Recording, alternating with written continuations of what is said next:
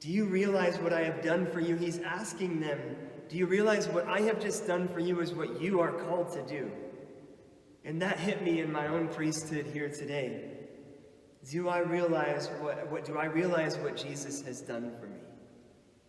And the most important thing Jesus has done for me and for you is he gives us what we come here to celebrate tonight. It's the Eucharist. That is what Jesus has done for us, which ultimately recapitulates and brings everything all together. Everything comes together in the Eucharist. That's why we read about the Passover, because it's a symbol of what's coming in the New Testament, with Jesus giving us himself, giving us his own body. And as I reflected on, do you realize what I have done for you? I also reflected on the fact that may I never, ever, ever again take the Eucharist for granted. May I never do it. And I thought about this from all aspects of my own life.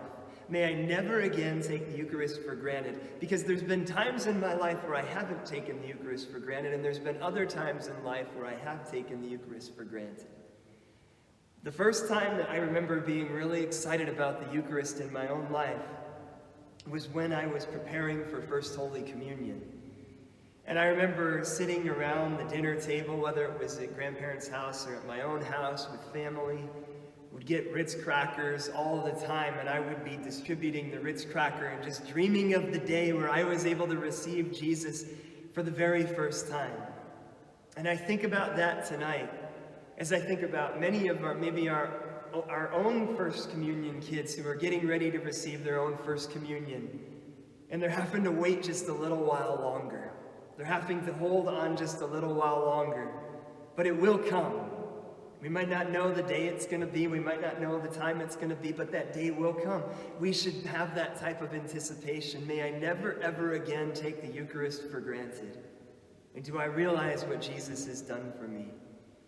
Because I took the Eucharist for granted probably from the time I received my First Holy Communion until probably about the time I was a junior in high school.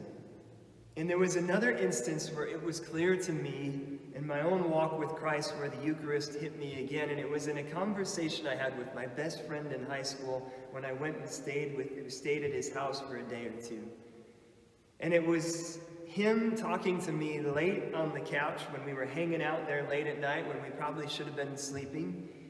And he turned to me and he asked me a couple of really difficult questions, and the one that he most profoundly asked me to think about was the question, would you go to Mass if your mom and dad didn't make you go to Mass?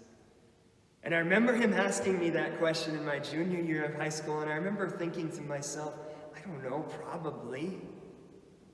And I asked him, would you go to Mass if your mom and dad didn't make you go to Mass? Would you go receive the Eucharist if your mom and dad didn't make you go receive the Eucharist? And he says, without question.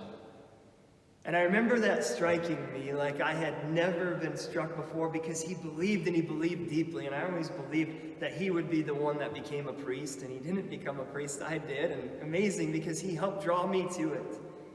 He helped recognize the importance of the Eucharist with someone my own age that did not take it for granted, because I took it for granted for a very long time between that time frame. And I am sad to say yet again, I took the Eucharist for granted in another time in my life. And it was probably about from my senior year until my junior year of college, where I just took it for granted. I would go on Sundays, primarily again, just because I was fearful of not going to heaven and fearful of what Mom would say if I told her I didn't go to Mass on Sunday and that I didn't go and receive the Eucharist. And why did she care? She cared because she wanted me to realize what Jesus had done for me, and that is what Jesus asks us in this gospel today. Do you realize what I have done for you? And may I never again take the Eucharist for granted.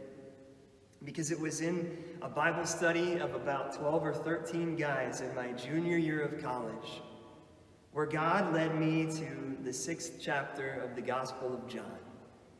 And my whole life I had been told, believe that this is Jesus, believe that this is Jesus. And I started really asking the questions after I read the 6th chapter of the Gospel of John, which it makes as clear gets that Jesus is truly present in that Eucharist. And I grappled with, and I remember going into the chapel after we read that gospel, and we read that Bible study and that gospel together, And I remember spending a long time in the chapel thinking one of two things. Either I better be down on my knees right now before the Lord of Lords, the King of Kings, the God of all gods, because he's present in that tabernacle, even though he's not present there tonight. He's present in that tabernacle. And I better be on my knees before him. Or I am a fool, because I am on my knees before a piece of bread. And the fact of the matter is it became as clear gets that the Eucharist is real, and that I began to realize what it was Jesus had done for me. In that junior year in college, things really started to click. And I began to recognize what it was Jesus had done for me. But I didn't do it perfectly, nor do I do it perfectly today. And I want to share a couple more instances where it was clear that I had started to take for granted in the time frame the Eucharist yet again. And that became clear most profoundly in a random day where I went down to, I was at a chapel, we were on a summit of people that were in the group I worked for, and we were going to pray. And I was that day not excited to go pray in that particular day, because as we walked into the chapel, it was a hospital chapel in Effingham, Illinois. And I remember it like it was yesterday. I walked into that chapel and I thought to myself, I really don't want to come pray in here today. Most specifically because there was a construction crew all around the chapel. They were jackhammers blasting. There was people doing all kinds of things. It was so loud they were blasting classic rock music all around the church. I said, this is going to be a useless time in prayer today, Lord. And on that particular day, I remember it so very well. I went into that chapel as the construction crew was doing their things, jackhammers, classic rock, all this stuff. And all of a sudden, everything just faded away. All the sound just faded. And all I could hear from God speaking to me in the tabernacle before Jesus, do you realize what I've done for you? He's sharing with me, you know what you need to do now. And I had been battling with the fact that I should probably go to the seminary, but I kept fighting it. But for a full hour, I sat there as the jackhammers were going and heard none of it, except a little voice saying to me through the tabernacle, through the Eucharist, Jesus saying over and over, you know what you need to do now. And it was that I needed to go to seminary.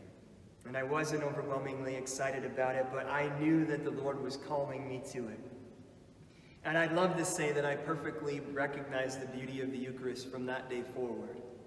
But I still didn't have it perfectly figured out. And I still don't have it perfectly figured out. I still did not realize what God had done for me, what Jesus had done for me, and I started to take the Eucharist for granted again. And it clicked again in another profound moment when I was in seminary.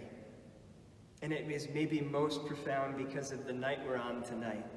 When I was in seminary, I think it was my second pre-theology year, which means I had about 4.5 more years to go in seminary. We took a trip, a number of us seminarians, to the Holy Land. And when we were in the Holy Land one night, it was a Thursday night, I remember it, we went to the church in Jerusalem called the Church of All Nations. And that church is where Jesus literally sweat blood the night before he died on the cross, the night that we celebrate tonight. And there is a rock right in front of the altar in that church, which is the rock that Jesus sweat blood on this very night that we're celebrating together tonight. And I went before that rock, and I prayed at that rock for, it must have been 1.5 to 2 hours of just praying there. And I put my hand on it, and I must admit, I even tried to scrape a little bit of the rock off with my finger. I only got a very small little portion. And it didn't really, I lost it anyway, it was God's. But I prayed at that rock all night long. At the rock where Jesus sweat blood. Right after he instituted the Eucharist. And as I prayed at that spot, at the rock of agony where Jesus sweat blood, I remember this overwhelming sense of sadness in my heart that said, I am going to have to leave this place, and I don't want to leave this place. I want to stay here. And as I was praying that prayer, I also looked at that little altar that was in front of me where that rock was as well, and there was Jesus in the monstrance, right there, right before me. And Jesus gave me in that moment this overwhelmingly profound moment that said, he kept saying to me that I am present to you in every tabernacle, in every place in the world, and this rock is just a rock.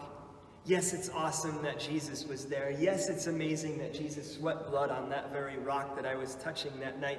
But Jesus was present to me, as he reminded me that night, as much in the little chapel in Emmitsburg, Maryland, where I prayed every single day, as much as the little chapel where I would go home to pray at St. Andrews in Rock Falls, Illinois, where I grew up, as much as the chapel where I am here, well, maybe not tonight because he's going to be present in a minute, but every single chapel where Jesus is present, every single church. And so yes, the rock was cool, but even more cool is the fact that Jesus will become present on that altar in just a minute. And do I realize that he has done that for me? And do you realize that he has done that for you? And like 2 more points, and then we'll go forward. The other time was the moment on May 23rd of 2015. Is when for the very first time I was able to hold what was a piece of bread in my hands, quivering at that moment because I realized that Jesus was present in my hands after I said those words that will say the words of Jesus in just a few minutes here. I yet again recognized the power of the Eucharist, and I did not take it for granted. And let me share one last time with you. And it was just a few weeks ago, about a month ago actually, a little over a month ago. It was February 23rd. And it was the second to last time that we all got together here in this church on a Sunday. And at that particular Mass, I shared something that I pray before every single Mass. I shared a prayer that I pray every single time I enter into the Holy Eucharist. And if you remember what it was on that particular weekend on February 23rd, it was that may I enter into this Mass as if it were my first Mass, as if it were my last Mass, and as if it were my only Mass. And little did I know that 2 weeks later we would enter into what we are entering into right now. That we are unable to gather together to receive the body of Christ in the way we would desire to, but tonight it should increase our desire for it more than ever before. May we never, ever, ever forget what Jesus has done for us, what he's done for you, what he's done for me. May we never take for granted the Eucharist ever again, and that's my challenge to myself as I read these words tonight from Jesus. Do you realize what I have done for you? Do I realize what he has done for me? Do you realize what he has done for you? Not just apostles 2,000 years ago, but tonight, 2,000 years later, do you realize what he has done for you? And may we never, ever, ever, as I remind myself tonight, take the Eucharist for granted ever again, because it is the greatest gift we receive.